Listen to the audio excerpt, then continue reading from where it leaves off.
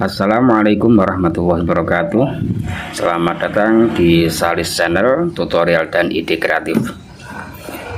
Oke teman-teman, untuk kali ini saya kedatangan ini servisan Magicom Miyako. Ini mereknya Miyako. Kendalanya mati total ya, sama sekali tidak bisa menyala. Kondisi di bagian tutup juga seperti ini, karetnya sudah pada sobek. Coba kita colokkan dulu ya, apakah benar-benar mati.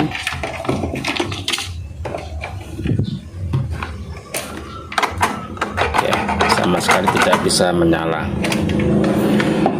Oke, langsung saja kita bongkar apa penyebabnya dan bagaimana cara perbaikannya.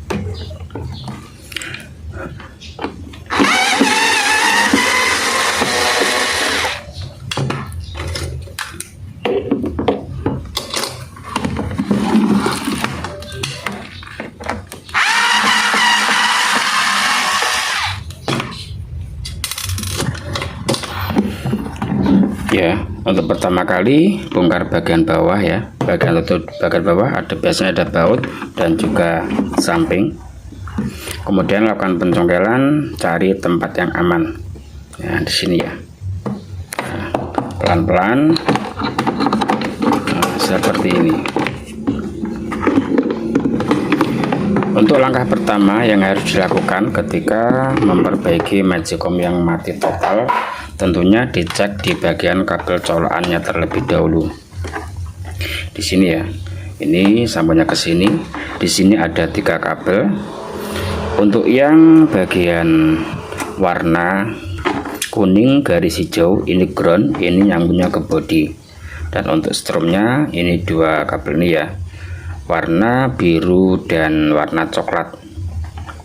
Kita cek terlebih dahulu. Ini dibuka untuk melakukan pengecekan. Nah, ini dilepas dulu. Bisa teman-teman gunakan ya avometer atau multitester, atau teman-teman juga bisa bikin alat seperti ini.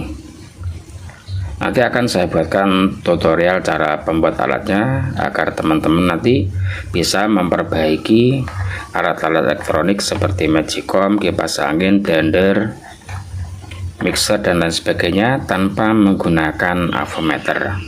Namun alat ini tidak untuk pengecekan seperti televisi dan sejenisnya. Oke, kita cek terlebih dahulu.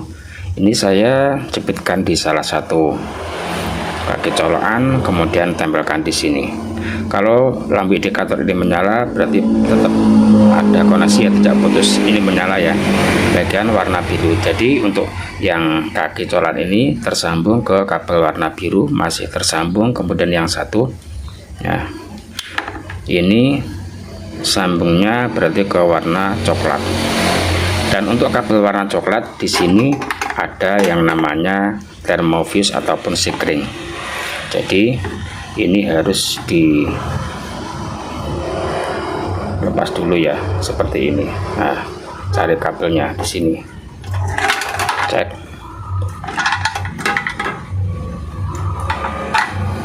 Nah, untuk kabelnya aman. Kemudian karena ini melewati thermofuse, kita cek dulu thermofuse-nya. Cara pengecekan bisa dari sini, kemudian sambung ke sini, ya. Nah, ini mati. Bisa juga pengecekan di thermofuse ini, kemudian tempelkan di sini. Kalau tidak menyala berarti thermofuse putus. Contohnya seperti ini. Ini bisa dipastikan thermofuse-nya yang putus. Oke. Kita ganti dulu thermofuse-nya.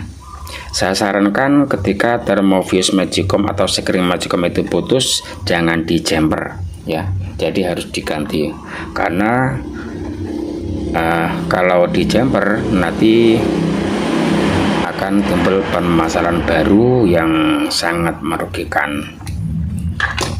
Nanti saya jelaskan. Ini dilepas dulu. diganti dulu untuk termofuse atau sekeringnya. Dilihat dulu ukurannya berapa.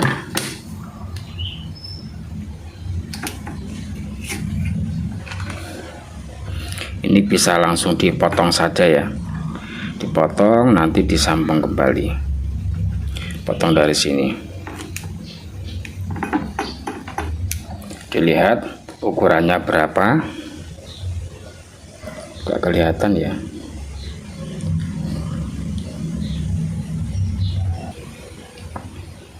.165 teman-teman ya. Ini untuk ukuran termofuse nya 165. Kalau 165 ini bisa dikasih atau diganti dengan ukuran 165 atau 175, 172. Jangan ketinggian ya. Kalau diganti dengan ukuran yang beda, namun ukurannya tetap harus bedanya sedikit, jangan terlalu banyak. Saya ambilkan dulu untuk penggantinya. Saya carikan 165.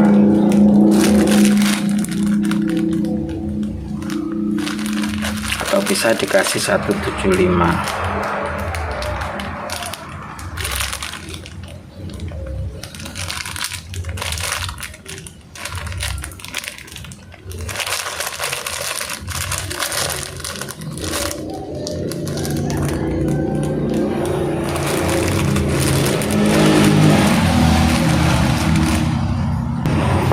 Ini saya ganti dengan ukuran 175 ya. Disambung terlebih dahulu di sini. Bisa pakai solder, juga bisa langsung dililitkan atau diuntir-untir. Namun untuk lebih kuatnya ini saya gunakan solder. Jangan lupa untuk selongsong harus dipasang kembali ya nanti ya. Karena ini terlalu panjang, ini saya potong saja.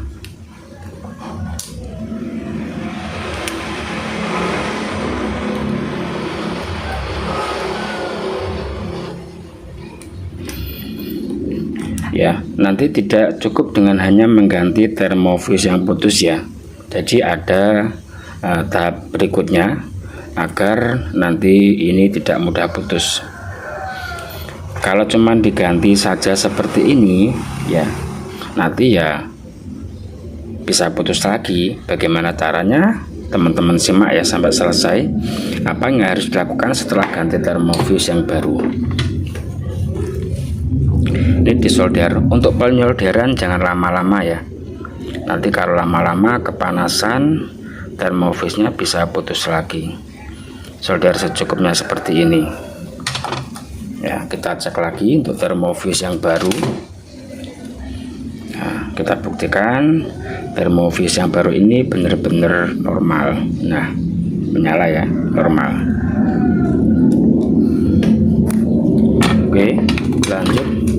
Dia pasang dulu untuk selongsong ini agar tidak kontak bodi ya. Kemudian ini dikasih cantolan ya, seperti ini.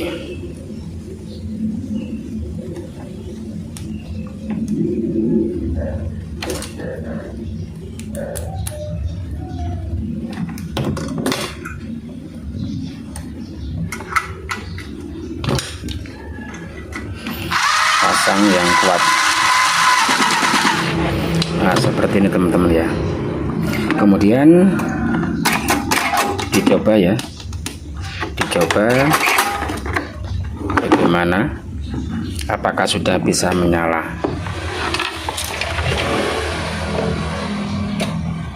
Sudah bisa menyala ya, warm. Nah, ya. Kemudian setelah dipasang termofuse ya, perlu teman-teman ketahui ya bahwa termofuse putus ini disebabkan karena panas yang berlebihan pada elemen penanak, elemen yang tengah. Jika elemen penanak ini panasnya melebihi dari ukuran termofuse, maka termofuse-nya akan putus ya. Misalkan termofuse ini ukurannya 175 derajat. Bila panasnya elemen penanak ini melebihi dari ukuran termofis 175, maka termofis akan putus yang berdampak mati total. Lantas, apa saja yang bisa menyebabkan elemen penanak ini panasnya berlebihan? Ya, banyak beberapa faktor yang menyebabkan elemen penanak ini panasnya bisa berlebihan. Ya, misalkan ini, ketika nasi sudah matang namun tidak bisa pindah ke warem, ya, sehingga elemen penanak ini panas terus, yang nantinya elemen penanak ini panasnya bisa berlebihan. Nah, kemudian apa saja yang bisa menyebabkan elemen penanak ini panasnya berlebihan? Yang pertama, yang sering kali terjadi, ini bagian termostat tengah atau otomatis tengah ini tidak berfungsi dengan normal. Mungkin karena sudah berkarat atau bagaimana, ya, ini sudah tidak bisa jeglek, ya.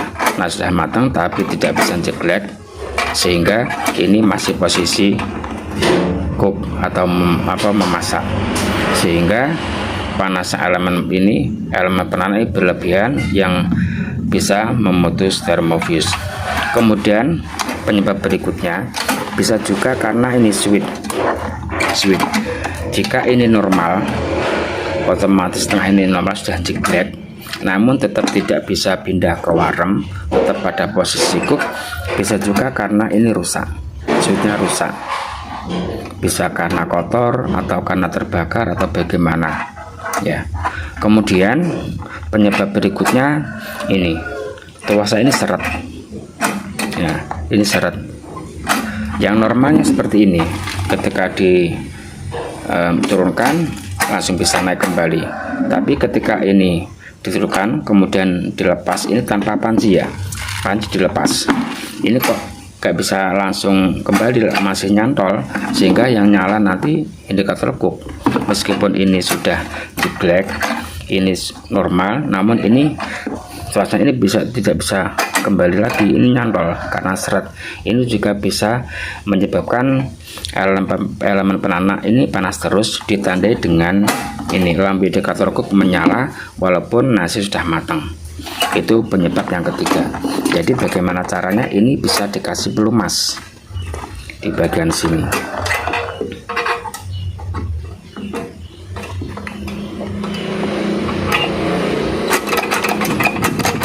Nah, biar lancar. Kemudian tahap berikutnya ini bisa disebabkan karena kabel elemen ini, ya. Bila teman-teman cek di bagian ini normal, misalkan sudah diganti, ini normal, ini juga tidak seret, tapi kok indikator cooknya masih menyala terus, teman-teman cek di bagian ini, bagian kabel yang menuju ke elemen tutup. Jika kabel elemen tutup ini putus seperti ini, ya, ini saya contohkan dulu. Ya, misalkan ini kabel dari sini, ya, menuju ke elemen tutup. Ketika di sini putus, kemudian kabel ini nyambung atau nempel seperti ini, ya, ini nanti yang menyala itu lampu indikator cook. Ketika yang nyala lampu indikator cook, berarti yang panas itu elemen penanak meskipun sudah matang. Ini juga bisa menyebabkan nasinya gosong dan juga nanti bisa mati total seperti itu. Namun jika seandainya sudah dicek keseluruhan itu normal, ini sudah dicolokkan seperti ini, ya, contohnya seperti ini menyala, ya. Nah, sudah bisa kembali normal, nggak ada masalah, tapi kok mati, bisa kemungkinan karena faktor pemakaian, ya. Bisa kemungkinan karena faktor pemakaian seperti yang dialami pada Magicom ini. Katanya tadi buat masak baru mau matang, ya, tiba-tiba ini mati, mungkin seperti itu. Jadi bagaimana caranya agar termofis ini tidak putus? Karena banyak sekali yang menghadapi masalah baru ganti termofuse, putus lagi, ganti, putus lagi. Karena apa? Karena hanya mengganti termofuse-nya saja, hanya mengganti screen saja, tapi tidak mencari penyebab putusnya. Seperti itu. Jadi kalau misalkan mengganti termofuse harus juga dicari penyebabnya apa, seperti yang saya jelaskan tadi. Di antaranya 4 faktor yang saya jelaskan tadi. Ya, mudah-mudahan ini bisa bermanfaat. Apabila teman-teman kurang jelas, nanti bisa ditanyakan di kolom komentar. Mudah-mudahan apa yang saya bagikan bisa bermanfaat. Jangan lupa dukung terus Saris Channel dengan cara like, share, komen, dan subscribe. Sekian, wassalamualaikum warahmatullahi wabarakatuh. Sampai jumpa lagi di video berikutnya.